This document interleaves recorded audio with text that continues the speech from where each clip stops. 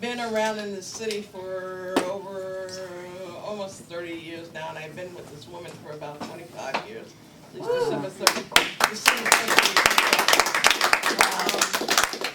And I think about, as people talk about, when they came out, I came out a number of times. I came back and got kicked back into the thing, and this thing. But the first time and activism has been in my life. It's hard not to be in your life when your dad's an activist and when he puts a picket sign in your hand at 7 years old. So it's really hard.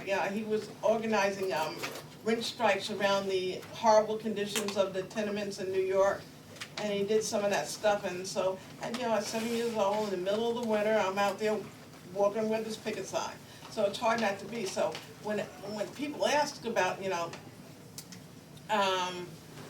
the movements, the civil rights, yeah, I was there. My mom got upset when they were rioting in Brooklyn, and I was part of the NAACP youth group, and we were standing on the sign. Here's these little signs saying, "Cool it, baby, don't riot, everything's gonna be okay, we're gonna take care of everything, this is not the way to do it," even though I believe in riots. I truthfully do believe in riots. I think the United States, unfortunately, reacts to violence, and I think, the reason why our civil rights have gotten eroded now is we don't riot every 10 years. So I think people should riot every 10 years. I truly believe that. People think that, but around, and I went through the Vietnam and did a lot of, in the village in New York, doing a lot of the counseling of draft dodgers and everything else. And my kid's dad, he went from Buffalo State to a school in New York, and one of the things he did in the interim, they sent a little A1 card, say, "Hey, you drafted." So what I did is I talked to my supervisor there at the draft house. He said, he told him to write a little note to the thing that he can't report for his physical because he's starting school, and that's what he did, and they never bothered him. But coming out, I sort of realized who I was, and I went to, and my parents were really progressive, so I had an adult library card at 12, so I went to New York and I got the Wells of Loneliness, and I wanted to find out what this was, and so I said, oh, okay, that's what I am. So, I stayed around. I had a little bit of fun during high school, got to college, and I was going to college just before Stonewall in Greenwich Village at New York University. So I said, here I am, the New York University. I know, this is the midst of all the gay people here. So if I'm out and about and I'm going to let everybody know who I am, they'll all come to me and say, "Come on, Cheryl, we know who you are, come with us." Well, that didn't exactly happen. What happened was that they wrote me up and sent me to the school psychologist because obviously something had to be wrong with me. I was being out, open, and saying who I was and everything else, and also trying to seduce every woman I came in contact with. So they sent me to the school psychiatrist. And then I found my kid's father, and that was okay. I was cured, which is not the truth. So, no, I have never not been doing anything, even when in Buffalo and as a nice little supposed to be quote housewife and stuff like that.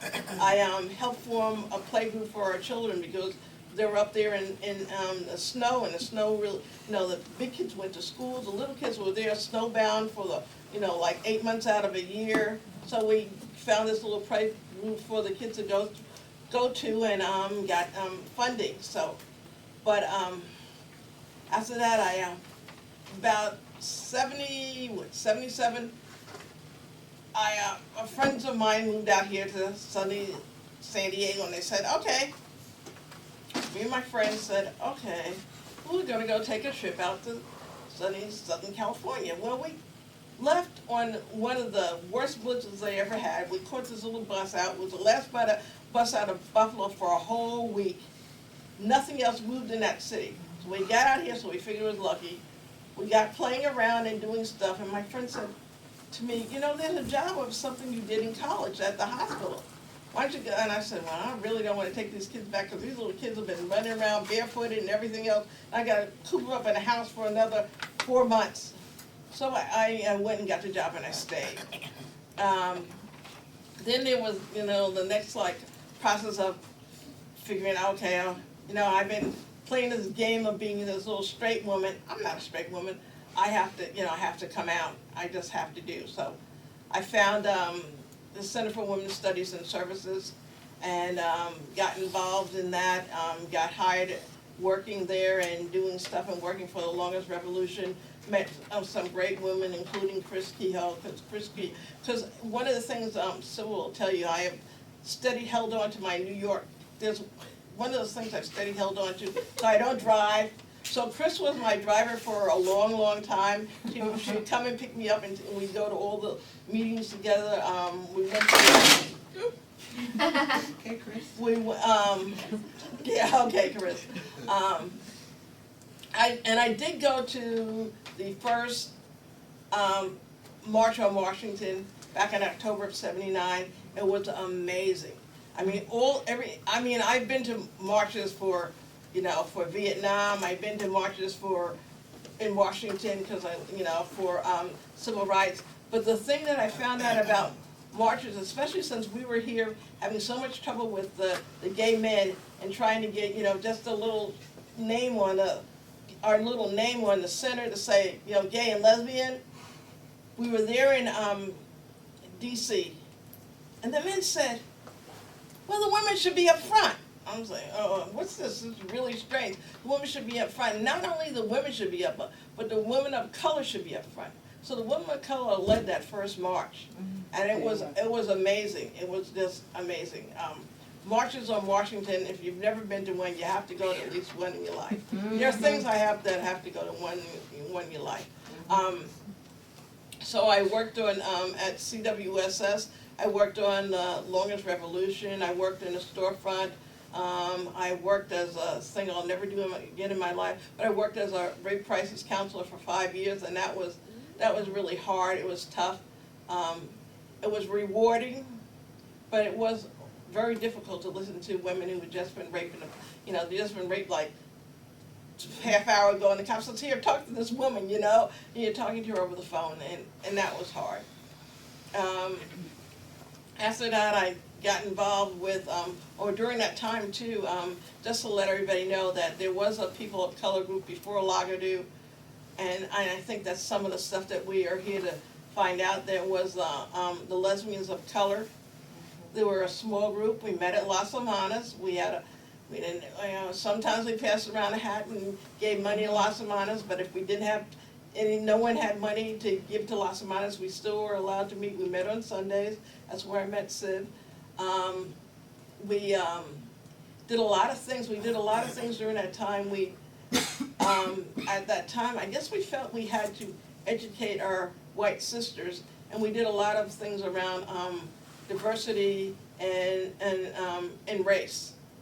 We had a lot of conferences. We held a couple of conferences on race and everything else. We did it up there on the little Union Hall up on Broadway in Golden Hills, and they were well attended, and we did that for a while. But as things would go, lesbian of color people just generated away from San Diego, because most of the women in there were artists, and this is not the best artist place. So people went to Chicago, people went to Los Angeles, people went up to San Francisco, but people went away. So that's why lesbian color was no longer. And I think during that time, I just took a breather. I had done one thing after the other, and I just thought, I need a breather here. I need to, focus back and see things. But you can only take it, a person like myself can only take a breather for so long, and you just gotta jump back in. So, I jumped back in with a little bit of Spectrum and some other things like that. Got involved in Spectrum, which is really good, and lesbian cultural arts, which was really fun to do.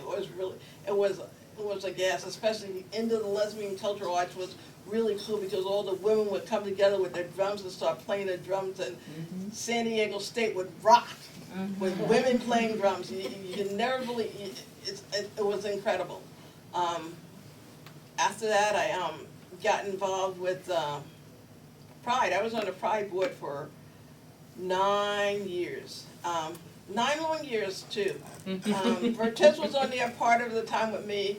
Sybil will tell you I suffered because I was on there because I always feel that somebody has to bring, if I wasn't there, then how would they know what kinds of things to bring to people of color?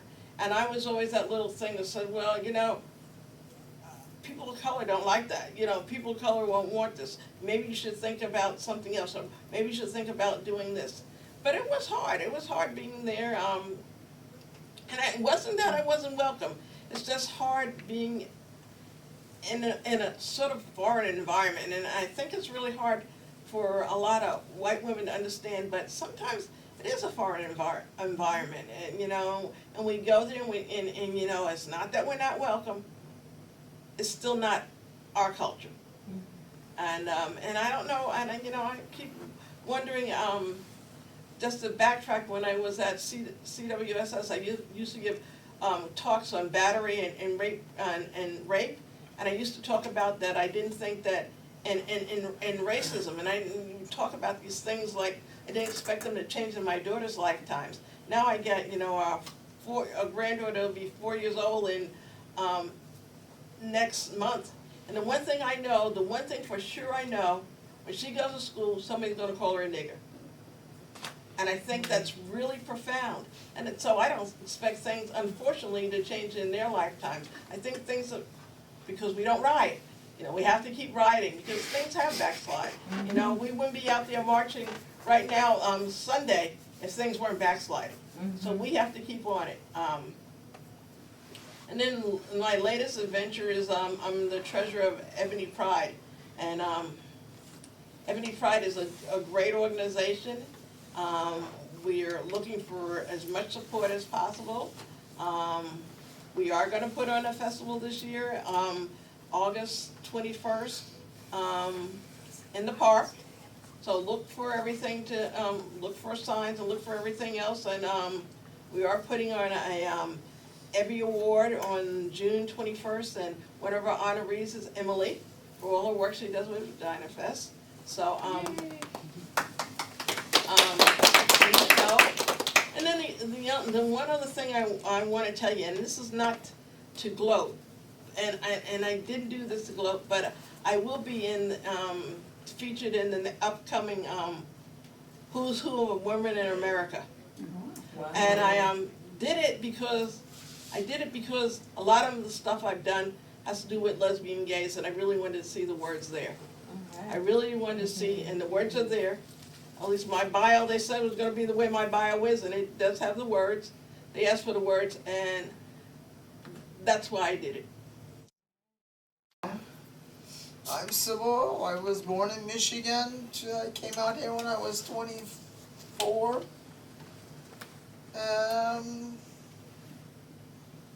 I've always been gay. I didn't realize that till I actually came out here. And I was talking with someone one night, and we just got to talking, and they had said, oh, you know, you're gay. I'm going, what's gay? Now, they had to explain to me what gay was. I'm going, oh, that explains all my fun in school. That was, every year when you were in high school, you always had new teachers, right?